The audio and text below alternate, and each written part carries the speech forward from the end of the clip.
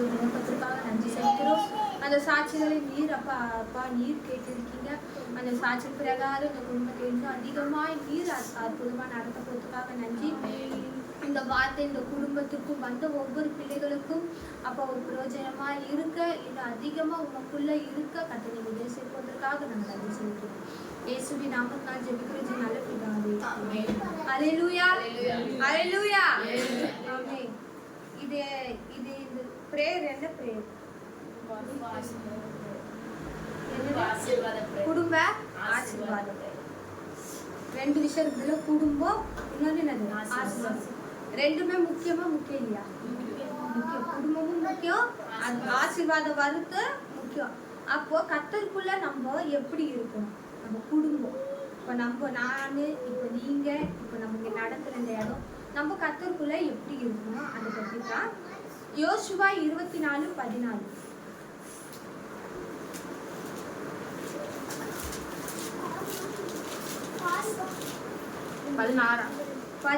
24:14 ஆகையால் நீங்கள் கர்த்தருக்கு பயந்து அவரை உத்தமமும் உண்மையுமாய் சேவித்து உங்கள் பிதாக்கள் நதிக்கு அப்புறத்தில் எகிப்திலும் சேவித்த தேவர்களை அகற்றிவிட்டு கர்த்தரையே சேவிங்கள். ஆமென். ஆகையால் நீங்கள் கர்த்தருக்கு பயந்து அவரை உத்தமமும் உண்மையுமாய் சேவித்து நம்ம எப்படி இருக்கணுமா? தேவர் அவரை மட்டும் தான் நம்ம என்ன பண்ணோமா? தேவரா சேவிக்கணும். கர்த்தரை மட்டும் நம்ம சேவிக்கணும். அது கீழே 15 நானும் என் வீட்டாருமோ என்றால் கர்த்தரையே சேவிப்போம் என்றார். ஆமென். கடைசியில இருக்கு நானும் என் வீட்டாரும் என்றால் நம்ம யாரை சேவிக்கிறோம்? கர்த்தரை. இப்ப நம்ம ஒவ்வொருவரும் யாரை சேவிக்கிறோம்? கர்த்தரை தான் சேவிக்கிறோம். வேற யார் எந்த தெய்வத்தையும் நம்ம சேவிக்கல. நம்ம சேவிக்கிற தேவன் யாரு? உண்மை உள்ள தேவன். அவரை மட்டும் தான் நம்ம சேவிக்கிறோம். நம்ம தனியா சேவிக்கிறோமா? இல்ல. நம்ம வீட்டுல நம்ம ஒரு ஆள் ரட்சிக்கப்பட்டாங்கன்னா அந்த ஆள் மூலமாக குடும்பத்தில் இருக்கிற ஒவ்வொருவரும் என்ன பண்ணுவாங்க? ரட்சிக்கப்படுவாங்க. அதான் சொல்றேன், நானும் என் வீட்டாரும் என்றால் என்ன பண்ணுவோம்? கர்த்தரையே சேவிப்போம். இப்போ ஒரு ஆசீர்வாதம் வருதுன்னா இப்போ எனக்கு மட்டும் கொடுத்துருங்க ஏசப்பா, என் கணவருக்கு வேணாம், என் பிள்ளைக்கு வேணாம்னு சொல்லுமா? சொல்ல மாட்டேன். என்ன பண்ணுவோம்? எல்லாருக்கும், என் குடும்பத்தில் இருக்கிற எல்லாருக்கும் அந்த ஆசீர்வாதம் என்ன பண்ணோம்? வேணும். அப்போ நானும் என் வீட்டாரும் என்றால் யாரை சேவிப்போம்? கர்த்தரையே சேவிப்போம். அதுல 17 பார்த்தீங்கன்னா நம்மையும் நம்முடைய பிதாக்களையும் அடிமைத்தன வீடாகிய எகிப்து தேசத்திலிருந்து புறப்பட பண்ணின நம்முடைய கண்களுக்கு முன்பாக பெரிய அடையாளங்களை செய்து நாம் நடந்த எல்லா வழிகளிலும் நாம் கடந்து வந்த எல்லா ஜனங்களுக்குள்ளும் நம்மை காப்பாற்றினவர் நம்முடைய தேவனாகிய கர்த்தர் தான். ஆமென். இப்போ பார்த்தீங்கன்னா சாட்சி சொன்ன மாரி நம்ம குடும்பத்துல எல்லா பிரச்சனையும் வரும், எல்லா சோதனையும் வரும். ஆனாலும் மற்றவங்க கண்களுக்கு முன்பாக கர்த்தர் நம்மள என்ன பண்ணிக்கிறாரு? ஆசீர்வதித்திருக்கிறாரு. நம்ம ஒவ்வொரு நாளும் கர்த்தர் என்ன பண்ணி எல்லா வழிகளிலிருந்து நம்மள நடத்தி வந்து எல்லா தேவைகளிலும் எல்லா பிரச்சனையிலும் நம்மள என்ன பண்றாரு? கர்த்தர் காப்பாற்றி வர்றாரு. ஏன்னா நம்ம யாரு? நம்ம அவருடைய பிள்ளை. நம்ம அவரை முழுமையா சேவிக்கும் போது நம்மள என்ன பண்றாரு? கர்த்தர் சேவிக்கிற தேவனா இருக்கிறாரு. அதுல 24 பாருங்க. அப்பொழுது ஜனங்கள் யோசுவாவை நோக்கி நம்முடைய தேவனாகிய கர்த்தரை சேவித்து அவர் சத்தத்திற்கு கீழ்ப்படிவோம் என்றார்கள். ஆமே.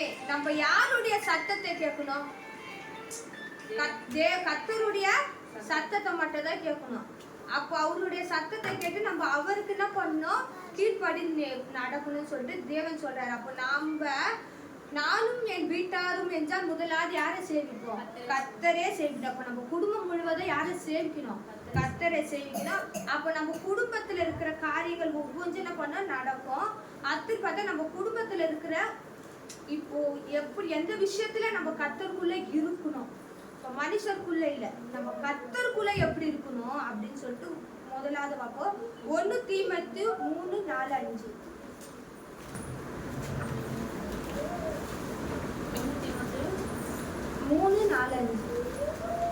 அவர் மதுபான பிரியனும் அடிக்கிறவனும் இழிவான ஆதாயத்தை இச்சிக்கிறவனுமாய் 1 தீமோத்தேயு 3:4-5. தன் சொந்த குடும்பத்தை நன்றாய் நடத்துகிறவனும் தன் பிள்ளைகளை சகல நல்லொழுக்கம் உள்ளவர்களாய் கீழ்ப்படிய பண்ணுகிறவனுமாய் இருக்க வேண்டும். ஒருவன் தன் சொந்த குடும்பத்தை நடத்த அறியாதிருந்தால் தேவனுடைய சபை எப்படி விசாரிப்பார்? ஆமென். இப்ப பாத்தீங்கன்னா தன் சொந்த குடும்பத்தை நன்றாக நடத்துகிறவனும் தன் பிள்ளைகளை சகல நல்லொழுக்கம் உள்ளவர்களாக கீழ்ப்படிய பண்ணுகிறோமான நம்ம என்ன பண்ணோம் இருக்கணுமா. இப்போ இதுல பாத்தீங்கன்னா நம்ம எப்படி இருக்கணும், கர்த்தருக்குள்ள ஒரு ஒழுக்கமான குடும்பமா இருக்கணும்னு சொல்லிட்டு நான் சொல்றேன். முதலாவது இப்போ நம்ம குடும்பத்தை நம்ம என்ன பண்ணோம் நடத்தணும். அப்போ ஒருவன் சொந்த குடும்பத்தையே நடத்த அறியாதில்லை தேவனுடைய சபையை எப்படி விசாரிப்பான். இப்போ என்ன சொன்னா, இப்போ நானும் என் கணவர், இப்போ எனக்கு அப்புறம் என் பிள்ளை வந்துச்சுன்னா அந்த பிள்ளை நான் எப்படி நடத்தணும், கர்த்தருக்குள்ள நடக்கணும். நான் என் பிள்ளைய கர்த்தருக்குள்ள நடத்தாம மற்ற பிள்ளைய போய் இது செய்யணும். இப்போ என் பிள்ளை இப்போ வசனம் சொல்லனா மற்ற பிள்ளை வசனம் சொல்லனா அந்த வசனத்தை அவங்க என்ன கேட்பாங்க, இப்போ என்ன கொஸ்டின் கேட்பாங்க. அப்போ நம்ம குடும்பத்துல நம்ம பிள்ளைகளை கர்த்தர் கூட ஆவிக்குரிய வாழ்க்கையில நம்ம என்ன பண்ணோமா முதலாவது நடத்தணும். இப்போ சபையில ஒழுக்கமான பிள்ளைகளை நம்ம என்ன பண்ணோம், நம்ம பிள்ளைகளை நடத்தணும். நம்ம சொந்த குடும்பத்தை நம்ம என்ன பண்ணோம் ஒழுங்கா நடத்தணும்னு சொல்லிட்டு கர்த்தர் சொல்றாரு. அதுல லூக்கா 1:5-6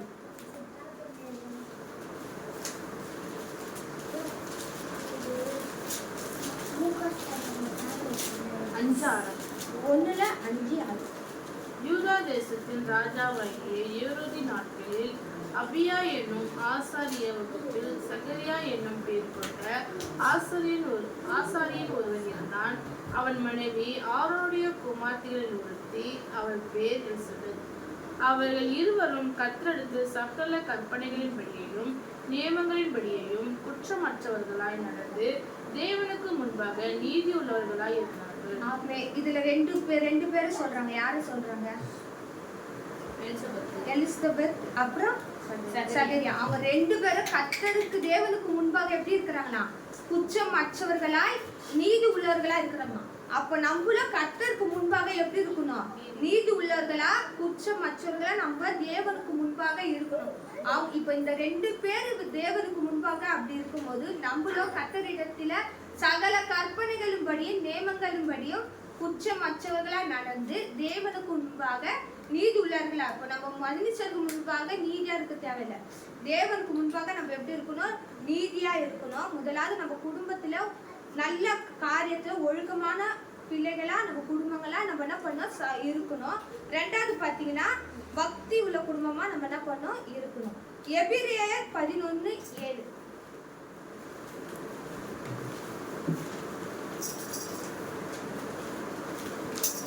விசுவாசத்தினாலே நோவா தற்காலத்திலே காணாதவைகளை குறித்து தேவன் எச்சரிப்பை பெற்று பயபக்தி உள்ளவனாய் தன் குடும்பத்தை ரட்சிப்புக்கு பேழையை உண்டு பண்ணினான். அதனாலே அவன் உலகம் ஆக்கினிக்குள்ளானது என்று தீர்த்து விசுவாசத்தில் உண்டான நீதிக்கு சுதந்திரவாளியானான். இதுல யாரு குறிக்கிறது? நோவா எப்படி இருக்கிறாரா? உத்தமனா விசுவாசம் உள்ளவனா பயபக்தி உள்ளவனா இருக்கிறார் நோவா. அவர் காணாததை என்ன பண்றாரு, விசுவாசிக்கிறாரு. அப்போ நம்ம வாழ்க்கையிலும் எதிர்கொண்டு வருகிற எல்லா பிரச்சனையும் நம்ம பார்ப்போமா? முடியாது. என்ன பிரச்சனை வரும், என்ன காரியம் நடக்கும் தெரியாது. ஆனாலும் நம்ம வாழ்க்கையில எதுனா ஒரு காரியம் இருந்துச்சுன்னா நம்ம என்ன பண்றோம், விசுவாசிக்கிறோம். கர்த்தரிடத்துல கர்த்தர் இதை செய்வார்னு சொல்லிட்டு விசுவாசிக்கிறோம். ஏன்னா நம்ம கர்த்தருடைய பிள்ளைகளா இருக்கிறோம். அவர் நம்ம வாழ்க்கையில நம்ம செய்வா சொல்ற நம்பிக்கையில இருக்கிறோம். அவர் மேல நம்ம வச்சிருக்கிற நம்பிக்கை இருக்குது. அதுல ஆதியாகமம் 7:1 கர்த்தர் நோவாவை நோக்கி, நீயும் உன் வீட்டார் அனைவரும் வேலைக்குள் பிரவேசிங்கள். இந்த சந்ததியில் உன்னை எனக்கு முன்பாக நீதிமானாக கண்டேன். ஆமென். கர்த்தர் நோவாவை நோக்கி, நீயும் உன் வீட்டாரும் அனைவரும் என்ன பண்ணுங்க, பேழைக்குள்ள ஒரு ஆபத்து வரும்போது அந்த இதுல யாரு கர்த்தர் நோக்கி பார்த்தாரு, நோவாவை பார்த்து அந்த குடும்பத்தை என்ன பண்ணாரு, காப்பாற்றினாரு. ஏன்னா கர்த்தருக்கு முன்பாக அவங்க எப்படி இருந்தாங்க, நீதி உள்ளவர்களா இருந்தாங்க. நம்மளும் நம்ம வாழ்க்கையில கர்த்தருக்கு முன்பாக ஒவ்வொரு நாளும் நம்ம எப்படி இருக்கணும், நீதி உள்ள. இப்போ நோவா மூலமாக அவங்க குடும்பங்கள் எல்லாமே பாதுகாக்கப்பட்டது. அவங்க பிள்ளைகள் எல்லாம் ஆடு மாடு எல்லாமே பாதுகாப்பு. அப்ப கர்த்தருக்கு முன்பாக நம்மள எப்படி இருக்கணுமா, நீதி உள்ளவர்களா இருக்கணும். அப்புறமா பாத்தீங்கன்னா மூணாவது காரியம்னா நம்ம கர்த்தருக்குள்ள விசுவாசம் உள்ளவர்களா இருக்கணும்.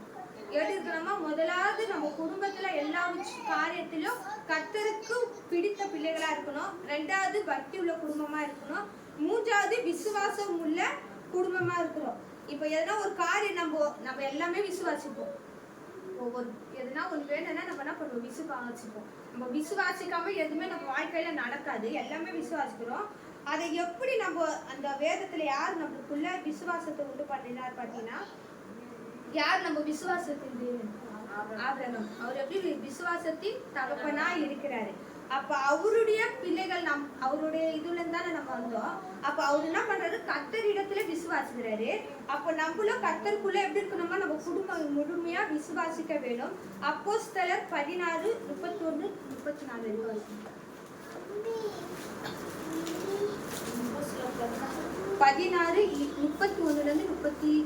அதற்கு அவர்கள், கர்த்தராகிய இயேசு கிறிஸ்துவை விசுவாசி, அப்பொழுது நீயும் உன் வீட்டாரும் ரட்சிக்கப்படுவீர்கள் என்று சொல்லி, அவனும் அவன் வீட்டில் இருந்த யாவரும் கர்த்தருடைய வசனத்தை போதித்தார்கள். மேலும் ராத்திரியில் அந்நேரத்தில் தானே அவன் அவர்களை அழைத்து கொண்டு போய் அவர்களுடைய காயங்களை கழுவினான். அவனுடையவர்களை அனைவரும் உடனே ஞானஸ்தானம் பெற்றார்கள். ஆமே. இது பாத்தீங்கன்னா, அதற்கு அவர்கள், கர்த்தராகிய இயேசு கிறிஸ்துவை விசுவாசி, அப்பொழுது நீயும் உன் வீட்டார் என்ன பண்ணீங்க, ரட்சிக்கப்படுங்க. இப்போ கர்த்தரிடத்துல ஒரு காரியம் நம்ம வாழ்க்கையில நடக்காம இருந்தா நம்ம ரட்சிப்புக்குள்ள வந்திருக்க மாட்டோம். இப்ப இந்த குடும்பத்துல கூட ஏதோ ஒரு காரியத்தினாலதான் இப்ப அவங்க ரட்சிக்கப்பட்டிருக்காங்க. இப்ப அவங்க மூலியமா தான் எல்லாரும் ஒருத்தர் வருவாங்க. இப்போ எதுவுமே நம்ம வாழ்க்கையில நடக்காம இப்ப நம்ம கர்த்தருக்குள்ள வந்திருக்க முடியாது. அதே போலதான் கர்த்தர் நம்ம வாழ்க்கையில செய்த ஒவ்வொரு காரியத்தை நம்ம எப்படி முன்பாக இருந்து விசுவாசித்து வந்தோமோ, அதை செய்யற எல்லா காரியத்துல கர்த்தர் என்ன பண்ணுமா, விசுவாசிக்கணும். அவரை எப்பவுமே நம்ம என்ன பண்ணோம், பின்பற்றி நடக்கணும். விசுவாசித்து அவர் நம்ம வாழ்க்கையில செய்வாரு. இப்போ இவங்க குடும்பத்துல எல்லா தேவையிலும் இருக்கலாம். இப்போ வந்திருக்கிற ஒவ்வொரு பிள்ளைகள் வாழ்க்கையில எதனா ஒரு தேவை இருக்கலாம். அப்ப நம்ம என்ன பண்ணோமா, அதை விசுவாசிக்கணும். கர்த்தருக்குள்ள ஒவ்வொரு நாளும் நம்ம என்ன பண்ணோம், நிலைத்து அவருக்குள்ள நம்ம பயபக்தியோடு நீதி உள்ள உத்தமனமா நம்ம நடக்கும் போது நம்மள கர்த்தர் என்ன பண்ணுவாரு, எல்லா காரியத்திலும் நம்ம குடும்பங்களை என்ன பண்ணுவாரு, ஆசீர்வதிப்பாரு. இப்போ ஆன்டி சொன்னபடி சாட்சி சொன்னாங்க. இப்போ இதுக்கப்புறம் சாந்தி என்ன பண்ண, வேலைக்கு போகணும். இப்போ அவங்க விசுவாசிங்க. இப்போ சாந்தி வேலைக்கு போக மாட்டேன்னு விசுவாசிப்பாங்களா இல்லையா? விசுவாசிப்பாங்க. ஏன்னா அவங்க கிடைக்கும். ஏன்னா நம்ம கர்த்தர் இப்போ என்ன சொல்லுவாங்க, அவங்க ஜபத்துல வைப்பாங்க. இப்போ அவங்க வேலை இப்போ கிடைக்காம இருந்தா அந்த விசுவாசம் அவங்களுக்குள்ள வராது. அப்போ அதை விசுவாசிக்கும் போது கர்த்தருக்குள்ள நம்ம இன்னும் அதிகமா என்ன பண்ணோமா, விசுவாசித்து பயபக்தி உள்ள கிரியை இல்லாதபடி கர்த்தருக்குள்ள நம்ம குடும்பத்தை என்ன பண்ணோம், அவருக்குள்ள இன்னும் அதிகமா இந்த ஆண்டு நம்ம கர்த்தருக்குள்ள இன்னும் அதிகமா எவ்வளவு இட்டு சேர முடியுமோ அவ்வளவு நம்ம கர்த்தருக்குள்ள சேர்ந்து நம்ம குடும்பத்தையும் நம்ம பிள்ளைகளையும் நம்ம என்ன பண்ணோம், கர்த்தருக்குள்ள இன்னும் அதிகமா வளர்க்கணும். இப்போ நம்மளும், இப்போ நானும், இப்போ நீங்களாம், இப்போ நான் ஒரு வார்த்தை சொல்றேன்னா அவருக்குள்ள இன்னும் அதிகமா நான் வளர்ந்தா தான் நான் சொல்ல முடியும், இல்லைன்னா சொல்ல முடியாது. இப்போ நான் எல்லாத்துலயும் இது பண்ணி அப்படிங்கிறத இப்போ எதுவுமே இல்லாம நான் சொன்னா அதை விசுவாசிப்போமா? இல்லை. கர்த்தருக்குள்ள நம்ம இன்னும் அதிகமா என்ன பண்ணோம், விசுவாசித்து நம்ம குடும்பத்தையும் நம்மளுக்கு பின்னாடி வர சந்ததியும் அவருக்குள்ள என்ன பண்ணோமா, நிலைத்து இருக்கணும். அவர் செய்தாலும் செய்யாவிட்டாலும் நம்ம வாழ்க்கையில நடந்தாலும் நடக்காட்டியும் கர்த்தருக்குள்ள நம்ம குடும்பம் எப்படி இருக்கணும், பக்தி உள்ள குடும்பமா விசுவாசத்தோடு உத்தமனா அவர் முன்பாக நம்ம இருக்கும்போது நம்ம குடும்பத்தை கர்த்தர் என்ன பண்ணுவாரு, எல்லா விதத்திலும் நம்மள என்ன பண்ணுவாரு, மேல ஆசீர்வதிப்பார். ஆனா அது அவர் ஆசீர்வதிக்காம எந்த காரியமும் நம்ம வாழ்க்கையில் நடக்காது. எல்லா காரியத்துல கர்த்தர் என்ன பண்ணுவாரு, நம்ம குடும்பத்தை ஆசீர்வதித்து இந்த ஆண்டிலும் மகள் சொன்ன சாட்சி பிரகாரம் கர்த்தர் இந்த குடும்பத்தை கேட்ட ஒவ்வொரு பிள்ளைகள் வாழ்க்கையில இருக்கிற ஒவ்வொரு காரியங்களும் அவங்க குடும்பத்துல இருக்கிற காரியங்களை கர்த்தர் இன்னும் அதிகமா கர்த்தருக்குள்ள இவர்கள் வளர்ந்து அப்பா உங்களுடைய நாமத்தை இன்னும் அதிகமா பிள்ளைகளையும் அப்பா அவங்களுடைய வாழ்க்கையில நடத்தி குடும்பமா உங்க சமூகத்துல அப்பா இன்னும் அதிகமா விசுவாசித்து எல்லா காரியத்திலும் அப்பா இந்த ஆண்டு அவர்கள் சாட்சியாய் நிறுத்த போற கிருபைக்காக நன்றி. வார்த்தை கொடுத்த என்னையும் கேட்ட ஒவ்வொரு பிள்ளைகளையும் ஆசிர்வதிங்க அப்பா. இன்னும் அதிகமா நாங்க உங்களுக்குள்ள விசுவாசித்து இன்னும் அதிக பக்தியோடு அப்பா இன்னும் அதிகமா உங்களுக்குள்ள நாங்க வளர அந்த கிருபையை எங்க குடும்பத்திலயும் அப்பா நீங்க தந்ததுக்காக நன்றி. அப்ப எங்க குடும்பத்தை நீங்க ஆசீர்வதிங்க அப்பா. இன்னும் தடையா இருக்கிற எல்லா காரியங்களையும் எடுத்து போடுங்கப்பா. அப்பா பிள்ளைகளை நீங்க ஆசீர்வதிங்க. இந்த வாலிப பிரயாசத்துல இன்னும் அதிகமா கர்த்தாவே இந்த பிள்ளைகளை நீங்க எடுத்து பயன்படுத்த போவதுக்காக நன்றி. எல்லா வித எதிர்காலத்து காரியங்கள் எல்லாவற்றையும் நீங்க ஆசீர்வதித்ததற்காக நன்றி. வந்த ஒவ்வொரு குடும்பத்திற்காக நன்றி செலுத்துறோம். இன்னும் ஆவிக்குரிய வாழ்க்கையில இந்த பிள்ளைகளை நீங்க நடத்த போவதுக்காக நன்றி அப்பா. அவங்களே நீர் அப்பா பின்பற்றி வருகிற இந்த பிள்ளைகளை இன்னும் அநேகமா உங்களுடைய பக்தி வைராக்கத்தில் இந்த பிள்ளைகளை நீ நடத்த போவதுக்காக நன்றி செலுத்துகிறோம்ப்பா. வருகிற நாட்களும் கர்த்தர் இந்த பிள்ளைகள் வாழ்க்கையிலும் அப்பா இந்த குடும்பத்திலே செய்த அற்புதங்கள் அடையாளங்களை இந்த பிள்ளைகள் சாட்சியா சொல்ல கர்த்தர் நீங்க உதவி செய்ததுக்காக நாங்கள் நன்றி செலுத்துகிறோம். எல்லா துதி கன மகிமை எல்லாவற்றும் உடைய கருத்துல ஒப்பு கொடுக்கிறோம். இயேசுவின் நாமத்தினால் ஜெபிக்கிறேன் நல்ல பிதாவே, ஆமென். என்ன செஞ்சு சொல்வோம். என் ஆத்துமாவே கர்த்தரை ஸ்தோத்திரி, என் ஆத்துமாவே கர்த்தரை ஸ்தோத்திரி, அவர் செய்த சகல உபகாரங்களும். ஆமென். அல்லேலூயா.